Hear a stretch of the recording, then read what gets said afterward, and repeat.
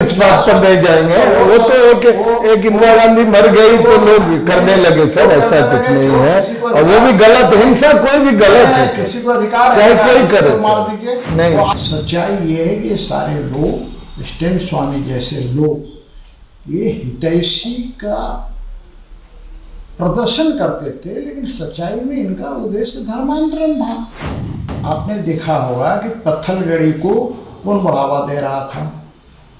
Stand स्वामी का नाम था।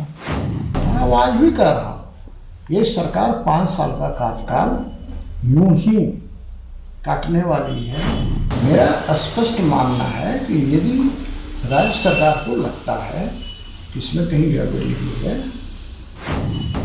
भाई किसी भी धर्म, चाहे इस्लाम धर्म के मानने वाले लोगों का, उनके पैगंबर के बारे में भी यदि कोई बोलता है किसी तरह का इस तरह का करता है, वो गलत है।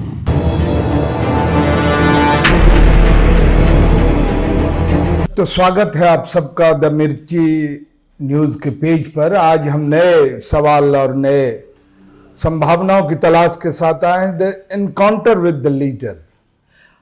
मैं संजय झा, सबसे पहले आज झारखंड के सबसे कद्दावर नेता, रांची को जिन्होंने सजाया संवारा, हम उस शख्सियत से मिलने आए हैं और उनसे बात करेंगे, उनसे तीखी बात करेंगे, सीधी बात करेंगे राजनीति को लेकर, बात करेंगे समाज को लेकर। तो आइए हम सबसे पहले हम बताएं आपको कि सीपी सिंह और चंद्रेश्वर प्रसाद सिंह और चाचा के नाम से लोकप्रिय पूरे रांची के चप्पे चप्पे में, हर मोहल्लों में, हर टोलों में, हर गली में आप जाएं तो एक नाम आदरणीय सीपी सिंह जी का लिया जाता है।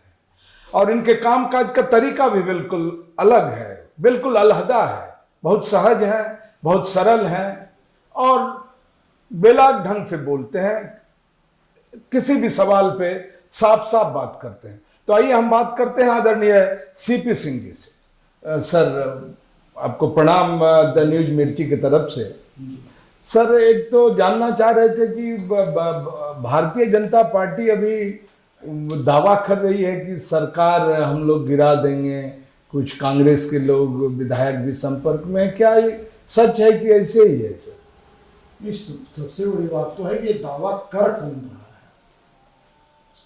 भारतीय जनता पार्टी का मैं भी विधायक हूँ, कार्यकर्ता भी हूँ। तो दावा के बारे में मुझे जानकारी नहीं है, लेकिन ये चीजें जो है वातावरण में तैर रहा है।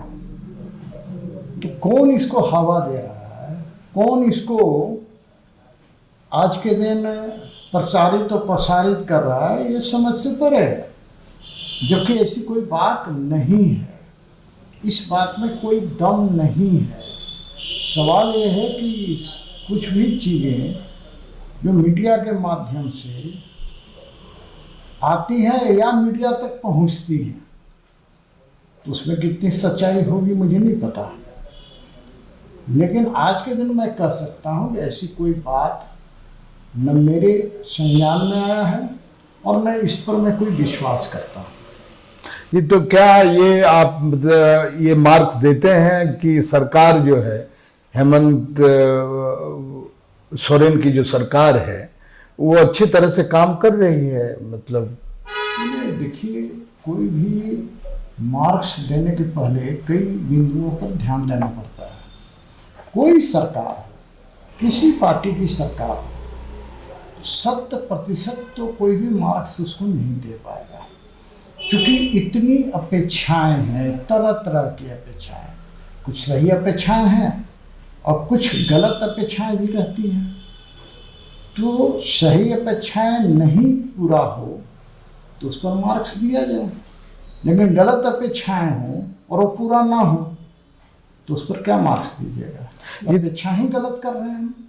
तो सरकार हेमंत सोरेन की सरकार बनी है, तो मैं शुरू से कहता रहा हूँ कि भाई पूत का पाँव पलने में दिख जाता है। जब ये सरकार बनी थी तो मैंने उस समय भी कहा था, आवाज भी कर रहा, ये सरकार 5 साल का कार्यकाल यूं ही काटने वाली है, जनहित में कोई भी काम नहीं करने वाली है। ये मैं दावे के साथ कह सकता हूँ। इसलिए मार्क्स देने और कितना मार्क्स दिया जाए तो उसमें एक्यूरेंसी नहीं रहेगा। इसलिए भी नहीं रहेगा कि मैं विपक्ष का विधायक हूँ, तो स्वाभाविक रूप से हमारे मन में सत्ता के प्रति जो भाव होना चाहिए वो भाव विद्यमान है। जब विद्यमान है तो ऐसी स्थिति में मार्क्स से भी किसी से लेना है तो एक आम आदमी से लेना होगा। किसी विपक्ष के विधायक से या सत्ता पक्ष के विधायक से आप लेंगे तो सही जो है स्थिति तक आप नहीं पहुंच पाएंगे। जी, ये तो आपका कहना सही है, लेकिन सर जिस तरह सरकार, पूर्ववर्ती सरकार आदरणीय रघुवर दास जी जो पूर्व मुख्यमंत्री थे हमारे झारखंड के, उन पर जो जिस तरह की जांचें आ रही है, जो विधानसभा का जो घोटाला का जो फाइलें खुली है या फिर जांच तेज हो रही है, तो भाजपा में क्या मतलब एक तरह का ये है, उसका परेशानी है क्या? नहीं, कोई परेशानी नहीं है। देखिए एक बात मैं बताइए, मैं भी विधानसभा का सदस्य हूँ, स्वाभाविक रूप से विधानसभा जाता भी हूँ। कम से कम आज के दिन विधानसभा नहीं भी चल रहा है तो हर 10 दिन पर मीटिंग होती है, जाता ही हूँ। इतना बड़ा भवन में कहीं फॉल्स सीलिंग, उसका नाम ही है फॉल्स सीलिंग, जो गिर गया, इसके चलते सारा का सारा भवन गड़बड़ हो गया। ऐसी बात नहीं है। आप अपना मकान बनाते हैं, कोई अपना मकान बनाते हैं, क्या उसमें कोई कमियां नहीं रहती हैं? तो कमियां रह गई, इसका मतलब कहीं गड़बड़ी हुई है। तो सवाल ये है कि सवाल उठाने वाले लोग इसी तरह से उठाते रहेंगे, लेकिन आज के दिन पूरे देश के अंदर यह विधानसभा जो बना है तो निश्चित रूप से मैं कह सकता हूँ कि अवलोकनीय है, दर्शनीय है। और आज लोग वहाँ जाते हैं, उसके साथ फोटो खिंचवाते हैं। सवाल है कि मैं उसको कोई सर्टिफाई नहीं कर रहा हूँ कि 100% सही ही बना होगा, कोई बना भी नहीं सकता। कोई विश्वकर्मा भगवान नहीं बनाया है उसको ना, बनाने वाला इंसान ही बनाया है। तो कहीं कमी रह सकती है, मैं उससे इनकार नहीं करता, लेकिन ये भी नहीं कह सकता कि जो बनी है सो बिल्कुल गड़बड़ बनी है। हाँ, बहुत सी चीज़ें और हैं, उस पर प्रश्न उठते हैं।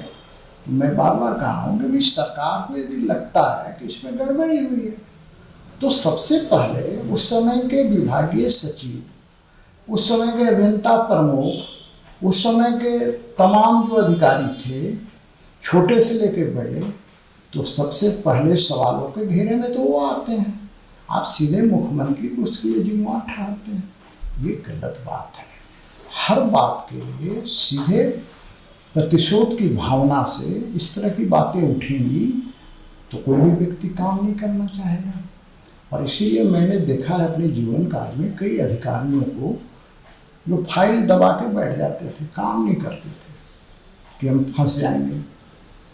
तो भैया फंसने के चक्कर में कोई काम नहीं करेगा तो काम कैसे होगा? मेरा स्पष्ट मानना है कि यदि राज्य सरकार को लगता है कि इसमें कहीं गड़बड़ी हुई है तो वो सचिव जो आज भी हैं, वो सचिव के ऊपर बहुत बड़ी जिम्मेवारी है। अभियंता सब है, उससे बात क्यों नहीं करते हैं? उनके ऊपर पहले जांच करना शुरू कीजिए, उसके बाद तो फिर मुख्यमंत्री की बात आती है, कोई मंत्री की बात आती है। जी जी, ये तो है, ये तो आपका कहना बहुत हद तक बहुत सही है सर। लेकिन सर एक बात है, एक सवाल है जो बड़ा कचोटता भी है, या अभी मीडिया में सबसे ज़्यादा देश भर में चर्चा का विषय है कि आदिवासियों के सवाल पे जो एक्टिविस्ट हैं, सोशल एक्टिविस्ट लड़ने वाले जो थे, फादर स्टेन स्वामी, उनकी गिरफ्तारी होती है रांची से और फिर हिरासत में, पुलिस कस्टडी में ही उनकी मौत हो जाती है। आप इस पूरे मामले को किस तरह देखते हैं? देखिए, सबसे पहली बात तो मैं ये कहना चाहता हूँ, हर बात में मीडिया उसको एक अलग दृष्टिकोण, नैरेटिव सेट करने का काम करता है। आदिवासी, अरे भैया, वो स्टैन स्वामी एक इंसान थे, मैं ऐसा मानता हूँ। निश्चित रूप से आपने देखा होगा कि पत्थलगड़ी को कौन बढ़ावा दे रहा था? स्टैन स्वामी का नाम था। उसमें भी इनके ऊपर केस हुआ था। पत्थलगड़ी करने वाले लोग भारत के संविधान को नहीं मानेंगे, हमारा अपना संविधान होगा, जो इस प्रकार भड़काता होगा। भीमा कोरेगांव केस में जिसका नाम आया, एनआईए ने इनको पूछताछ किया और प्रमाण के आधार पर इनकी गिरफ्तारी हुई। ये महाराष्ट्र के जेल में थे, महाराष्ट्र के अस्पताल में इन पर जांच, महाराष्ट्र के अस्पताल में इनका इलाज चल रहा था। अब ये कहना कि ये आदिवासियों के बड़े हितैषी थे, अरे भाई, ये सारे के सारे जो चीज़ें हैं ना, ये आडंबर की बातें हैं। सच्चाई ये है कि ये सारे लोग, स्टैन स्वामी जैसे लोग, ये हितैषी का प्रदर्शन करते थे, लेकिन सच्चाई में इनका उद्देश्य धर्मांतरण था। और इसीलिए तमिलनाडु से इस झारखंड जैसे स्थान में 25 सालों से आके यही काम कर रहे थे। अब इनको महिमा मंडित करना मैं नहीं समझता हूँ किसी भी दृष्टि से उचित है। हाँ, वैसे लोग महिमा मंडित जो जरूर करेंगे जिनका उद्देश्य ही हो धर्मांतरित करना। जी, ये आपका अपना मतलब व्यक्तिगत विचार है, लेकिन इसी तरह के आरोप आजकल पूरे देश भर में जो विपक्षी दल है भारतीय जनता पार्टी पर भी लगाती है कि ये संविधान को नहीं मानते, ये जो है आरएसएस के इशारे पर चलते, ये हिंदुत्ववादी राजनीति को करते, या फिर ये हिंसा की राजनीति कर रहे हैं, ये विभाजन कर रहे हैं, नफरत फैला रहे हैं।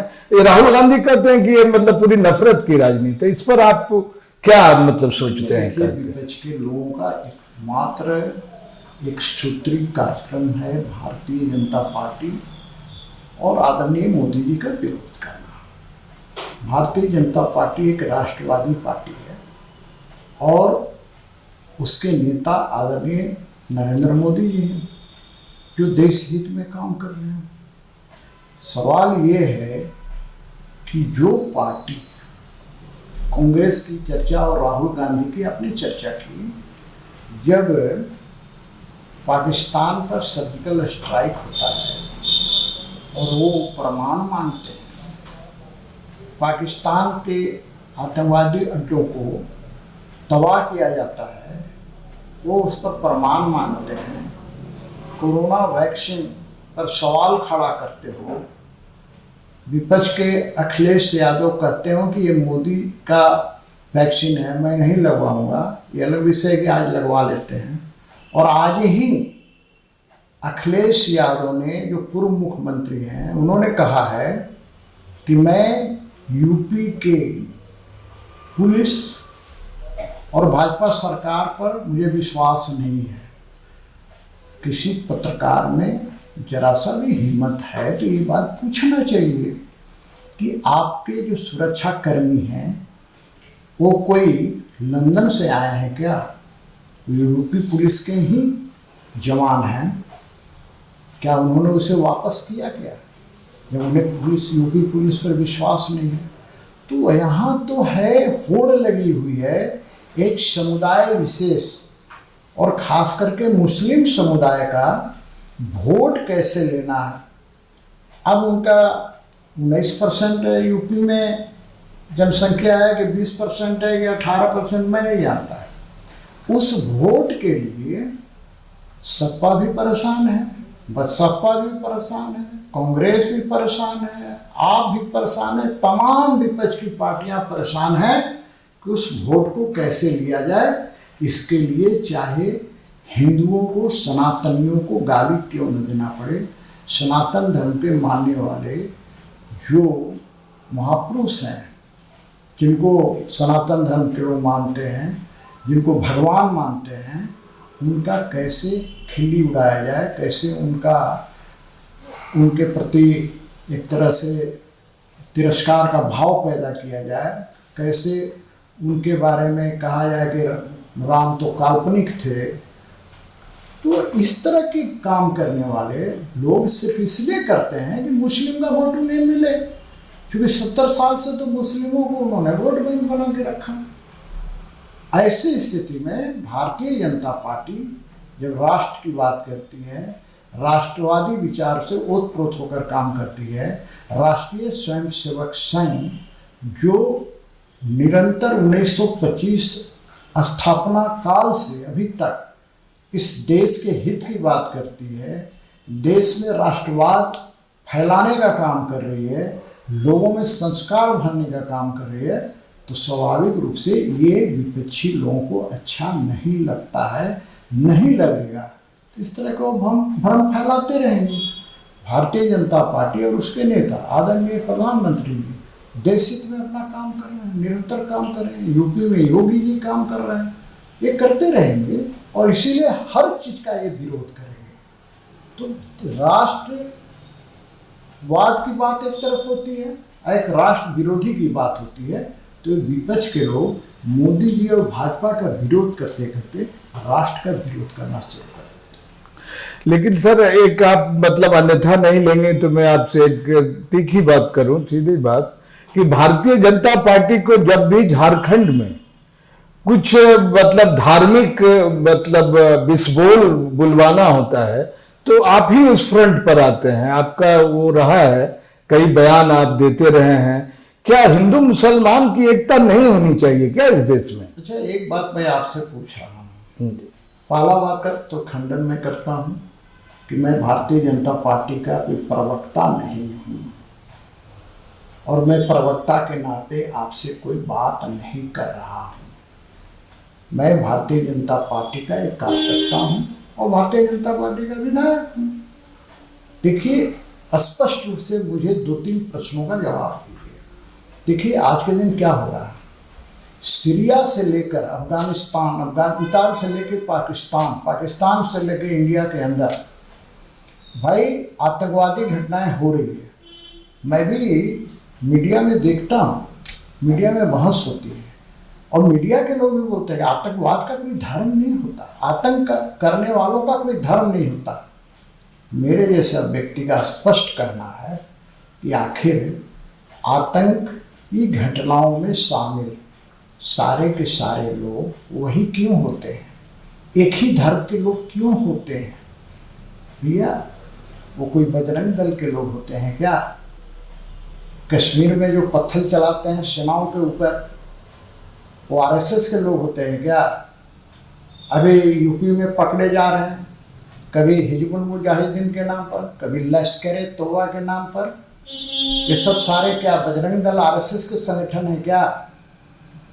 और फिर आप प्रश्न करते हैं कि साहब आप इस तरह की बातें करते हैं। जो सही बात है मैं बोलता हूँ, बुरा लगे या भला लगे, सवाल जो सच्चाई है मैं उसी बात को रखता हूँ। कैसे एकता होगा? आपसे मैं एक प्रश्न कर रहा हूँ, आप कहते हैं गंगा जमुनी तहजीब, बोलने में तो बड़ा अच्छा लगता है गंगा जमुनी तहजीब, लेकिन आप साहब देश के अंदर आज़ादी के बाद से ऐसे वातावरण का निर्माण आपने कर दिया कि एक धर्म विशेष के लिए हज पर जाने पर सब्सिडी देते हैं, दूसरे धर्म के लोग वे अयोध्या जाते हैं, आप देते हैं क्या? क्यों नहीं देते हैं सब्सिडी? तो मेरा ये कहना है कि भाई भारत में रहना है तो भारत की एकता और अखंडता में सबको सहभागिता निभानी होगी। सवाल है कि एक धर्म विशेष के लोगों को भारत माता की जय बोलने में क्यों कष्ट होता है? वंदे मातरम कोई आरएसएस का गीत है क्या? मैं किसी से भी पूछता हूँ, अब आपके माध्यम से पूछ रहा हूँ, कोई यदि विद्वान मीडिया के अंदर भी है तो आके बताए कि क्या वंदे मातरम आरएसएस या भाजपा का गीत है क्या? क्या भारत माता की जय कहना ये आरएसएस और भाजपा का है क्या? हम जिस धरती पर रहते हैं, जिस भूमि पर रहते हैं, उसकी जय जयकार करने में आपको कष्ट होता है। और बात करते हैं गंगा जमुनी तहजीब का, अभी यूपी में जनसंख्या नियंत्रण के लिए आदरणीय योगी जी कानून बना रहे हैं। विरोध करना शुरू हो गया। क्यों शुरू हो गया भैया? क्या उस कानून के अंदर वो वेबसाइट पर डाला हुआ 19 तारीख तक वो वेबसाइट पर रहेगा। लोग अपना उस पर देखेंगे और उस पर अपने सुझाव आपत्ति जो भी देना है 19 जुलाई तक देना है। कहीं उसमें मुस्लिम शब्द का प्रयोग है क्या? जब मुस्लिम शब्द का प्रयोग नहीं है तो ये मुस्लिम स्कॉलर तथा कथित स्कॉलर विपक्ष के लोगों को पीड़ा होना शुरू हो गया। इसलिए हो गया कि सीधे सीधे मुस्लिम वोट को लेना है, उसका बंदरबांट करना है। हर कोई चाहता है कि मुस्लिम वोट पर मेरा एकाधिकार हो।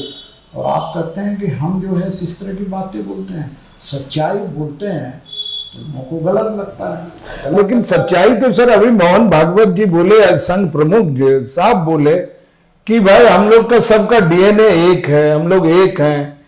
तो इसको आप किस रूप में देखते हैं? ये तो डिप्लोमेटिक बयान है ना। तब उन्होंने सही कहा है कि भाई भारत में रहने वाले सारे लोग, चाहे हिंदू हो, मुसलमान हो, सिख हो, ईसाई हो, जो भी हैं, सबका डीएनए। उन्होंने गलत क्या कहा, उसका भी लोग विरोध कर रहे हैं।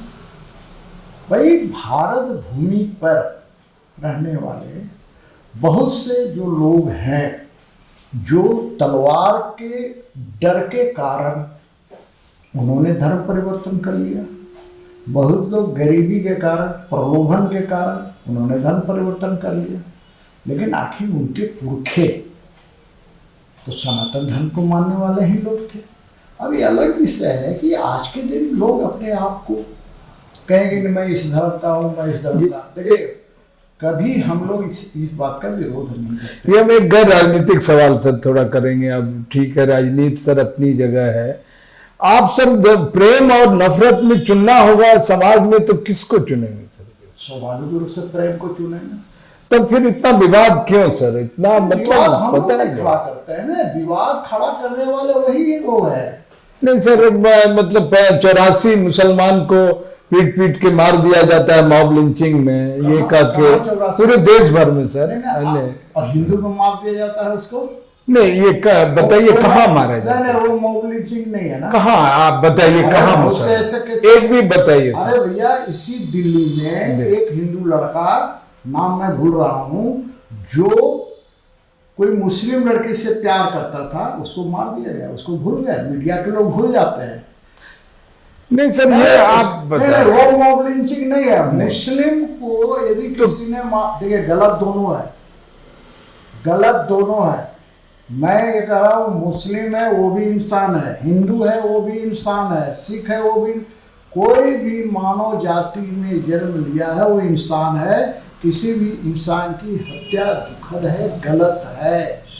लेकिन दुर्भाग्य इस बात का है कि एक पहलू खान की हत्या होती है, जिसने भी किया गलत किया, वो मॉब लिंचिंग हो गया। लेकिन उस हिंदू की हत्या हुई, लोगों ने मिलकर के, परिवार वालों ने मार दिया, वो मॉब लिंचिंग की श्रेणी में नहीं आता, इसलिए वो हिंदू है। समस्या यही है घुमा फिरा करना। क्यों ऐसा करते हैं भाई? ये एक नेता है। आप एक बात बताइए, आज फिल्में बनती है, हमारे हिंदू देवी देवताओं का मजाक उड़ाया जाता है, उस पर किसी मीडिया वालों की चर्चा नहीं करते हैं। मीडिया वालों को तकलीफ नहीं होता है, विपक्ष वालों को तकलीफ नहीं होता है। लेकिन भाई किसी भी धर्म, चाहे इस्लाम धर्म के मानने वाले लोगों का, उनके पैगंबर के बारे में भी यदि कोई बोलता है, किसी तरह का इस तरह का करता है, वो गलत है। क्योंकि वो मानने वाले लोग हैं, उनमें उनकी आस्था है। हम उनका मजाक क्यों उड़ाएंगे भाई? किसी को अधिकार नहीं है, और जो करता है वो गलत है। लेकिन जो हिंदू देवी देवताओं का मजाक उड़ाता है, अलग अलग तरीके से उनके अभद्र चित्र बनाता है, फिल्मों में दिखाता है, वो भी गलत है। तो दोनों को गलत मानना चाहिए। 84 में सिख दंगों में हजारों सिखों की हत्या हो गई। वो मॉब लिंचिंग नहीं था, है ना, वो मॉब लिंचिंग नहीं था। नहीं, वो तो स्वतः स्फूर्त था। खैर जो भी सर इस बात पर नहीं जाएंगे, वो तो एक इंदिरा गांधी मर गई तो लोग करने लगे सर, ऐसा कुछ नहीं है। और वो भी गलत, हिंसा कोई भी गलत है, किसी को अधिकार चाहे है कोई करे, मार दीजिए, नहीं, तो आप उसको स्वस्फूर्त करेंगे।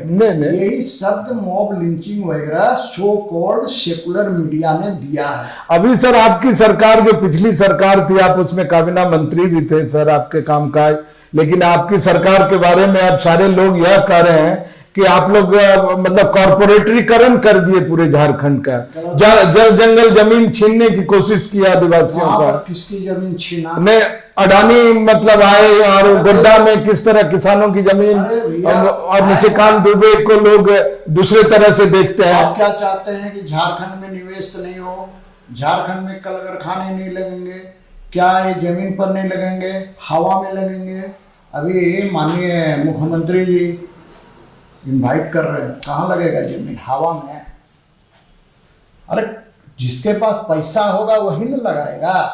तो अडानी के पास पैसा है, अंबानी के पास पैसा है, डालमिया के पास पैसा है, टाटा के पास पैसा है, बिरला के पास पैसा है, या विदेश से लोग आएंगे वही लगाएंगे ना, तो जमीन पर लगाएंगे ना।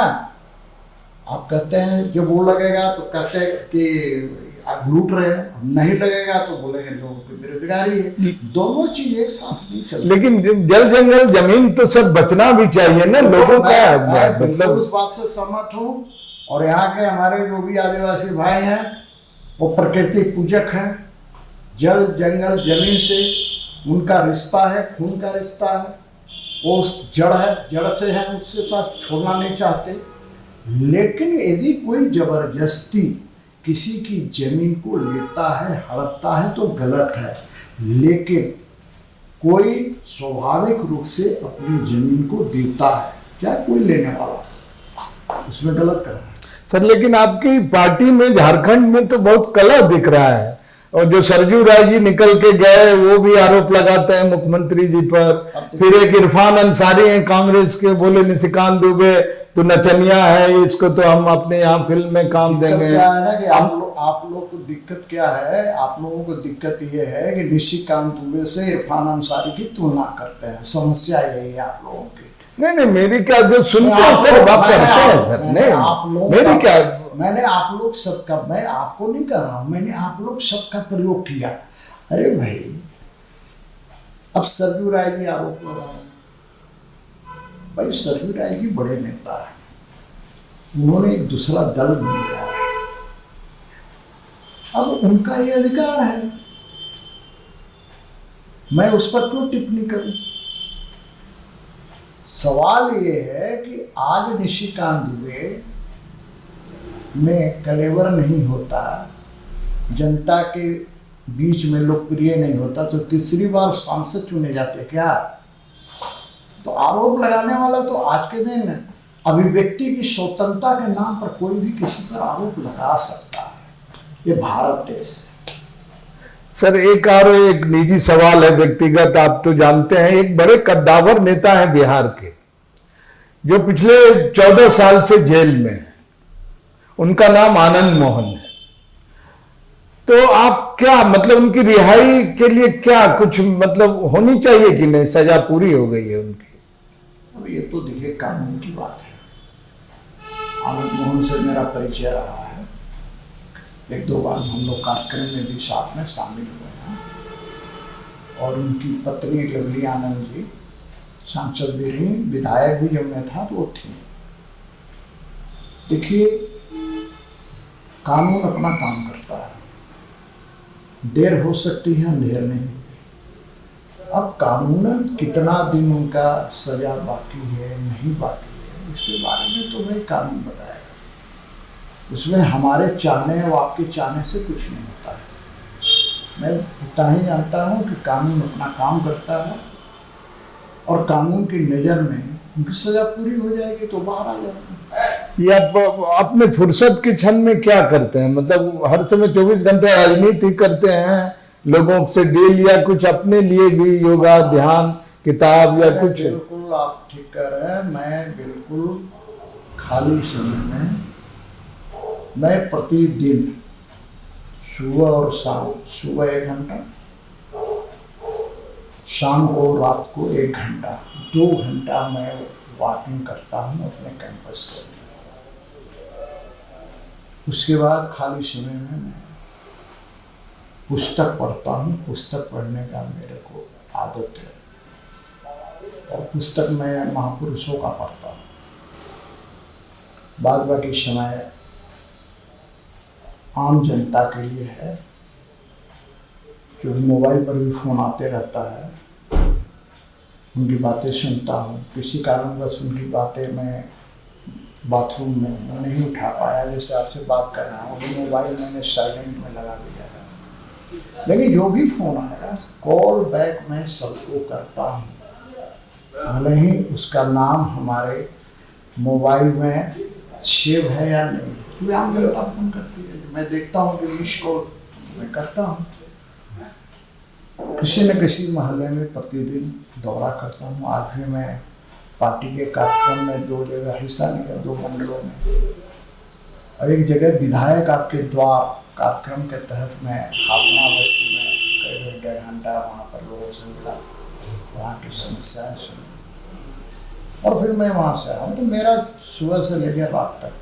नहीं सर, एक बात जानना चाहिए, एक सूत्र आपसे जानना है जो लोग भी जानना चाहते हैं और जानना भी चाहिए कि आखिर क्या वजह है कि आप कोई चुनाव हारते नहीं है, मतलब जीतते ही रहते हैं। ये कौन सा, मतलब आपके पास कौन सा सूत्र है, फॉर्मूला है? बस एक ही सूत्र है भैया, जनता के सुख और दुख में शामिल होना। जनता के सुख और दुख दोनों में शामिल होना।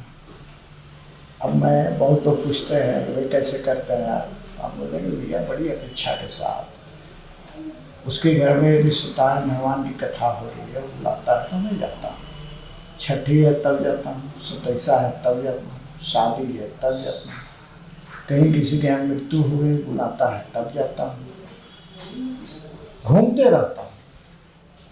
कोई नहीं कह सकता है कि सीपी सिंह को हमने बुलाया और सीपी सिंह नहीं गए, तो भैया उससे बड़ा कोई काम नहीं है। उनको लगता है कि सीपी सिंह हमारा अपना आदमी है।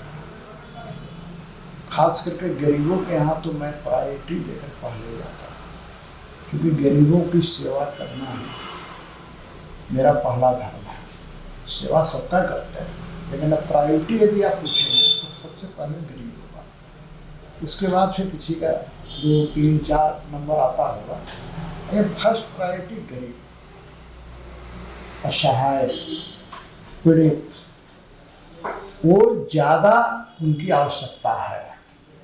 बात ऐसा है जी कि मैं कहा ना 24 घंटे मेरा मोबाइल ओपन रहता है। जी, आप क्या, मतलब आप इस बात से चिंतित नहीं रहते कि इस देश में राजनीति पूरी तरह जाति, धर्म और ये सब, मतलब लोक कल्याणकारी जो वेलफेयर स्टेट की परिभाषा है वो बदलती जा रही है? इस बात से थोड़ा मतलब चिंतित होते हैं कि नहीं? स्वाभाविक रूप से होंगे, और उसके लिए सिर्फ राजनीति दोषी है ऐसा भी नहीं है।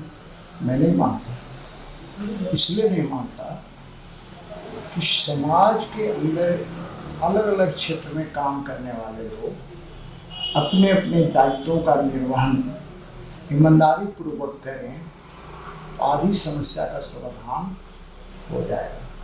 लेकिन यहाँ दिक्कत क्या है कि everybody blame each and other, हर व्यक्ति बस दूसरे को अंगुली उठा रहा है, अपनी ओर कोई नहीं देख रहा है कि मैं क्या हूँ, ये नहीं देख रहा है।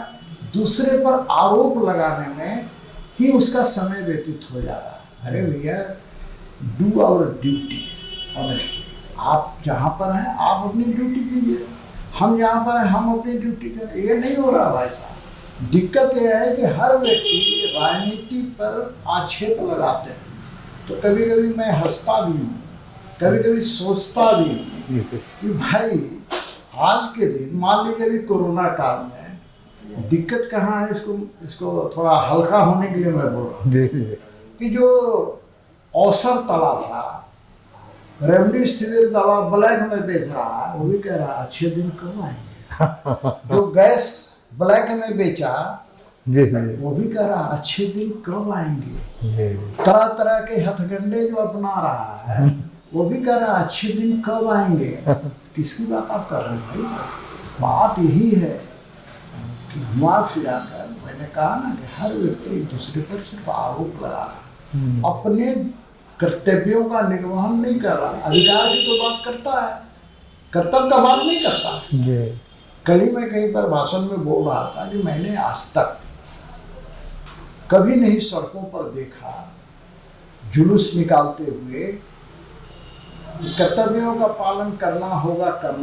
ये जुलूस में मैं आज तक नहीं निकला। हाँ, ये जुलूस मैंने देखता हूँ, हमारी मांगे पूरी हो चाहे जो मजबूरी हो, यही तो है।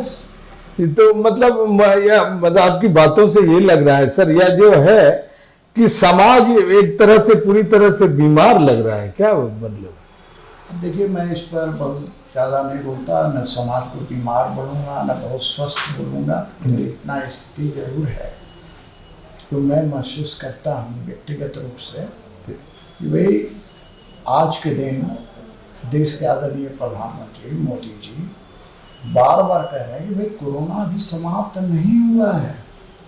फिर भी लोगों की भीड़ बिना मास्क का, बाजार में तो ऐसा लगता है, कभी भी रास्ता चलते देखते हैं तो मैं अपने सहयोगियों को बोलता हूँ कि भाई फुचका दुकान पर मैं देखा कि 10-15 लोग ऐसे खड़े हैं जैसे लग रहा है कि वो फ्री में फुचका खिला। बर्रा धुसका की दुकान पर 25 आदमी की भीड़। तो बात यही है ना, घुमा फिरा कर मोदी जी चिल्ला रहे हैं, टीवी पर रोज आता है 2 गज की दूरी, मास्क है बहुत जरूरी, जान है तो जहान है। फिर भी देख रहे हैं कि लोगों में अभी क्या है, पर्यटक। अब उसके 2 पहलू हो सकते हैं भाई, कि भाई किसी स्टेट के लिए पर्यटन भी आवश्यक है, उससे उसकी आर्थिक स्थिति सुदृढ़ होती है, टैक्स मिलता है। लेकिन कोरोना को भी देखना है ना। अब वहाँ पर्यटकों की इतनी भीड़ रोड पर लगा जैसे कि मेला लग गया है, तो भैया कोरोना बढ़ेगा, फिर बेड नहीं मिलेगा, फिर गैस की कमी होगी, फिर कहेंगे कि भाई हमको गैस नहीं मिला, हमको दवा नहीं मिल रहा, हमको। अरे भैया अपना बचाव तो करना पड़ेगा ना। अब सवाल है कि इसको कौन सा, इसके लिए तो कोई अभी तक कोई घूटी नहीं बनी जी। एक सर अंतिम सवाल करके अब बात हम खत्म करेंगे। हम ये कहना जी, आप अपने अनुभवों का, जो नई सरकार है, जो नए युवा मुख्यमंत्री हैं हमारे राज्य के आदरणीय हेमंत सोरेन जी, उनको आप अपने अनुभवों से कुछ सलाह मतलब देना चाहेंगे, देंगे? देखिए, बिना मांगे हुए सलाह देना उचित नहीं होता। किसी को भी आज के दिन बिना मांगे हुए सलाह नहीं दीजिए, उसका कोई महत्व नहीं होता है। तो जब उनको महसूस होगा कि भाई अनुभव का लाभ लेना चाहिए तो कहेंगे, जब कहेंगे तो निश्चित रूप से सलाह देंगे।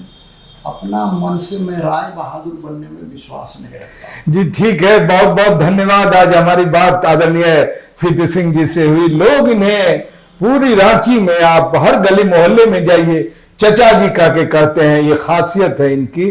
और बहुत बेलाग ढंग से, बेलोज ढंग से और साफ तीखी बात, साफ बात करने वाले। बहुत बहुत धन्यवाद सर आपको। प्रणाम सर। कोई गड़बड़ी से नहीं रहा सर। सीधी और तीखी खबरों के लिए हमारे YouTube चैनल को सब्सक्राइब करें और नीचे दिए गए बेल आइकन को जरूर दबाएं। और साथ ही Facebook, Instagram, Twitter और हमारे वेबसाइट पे भी फॉलो करें।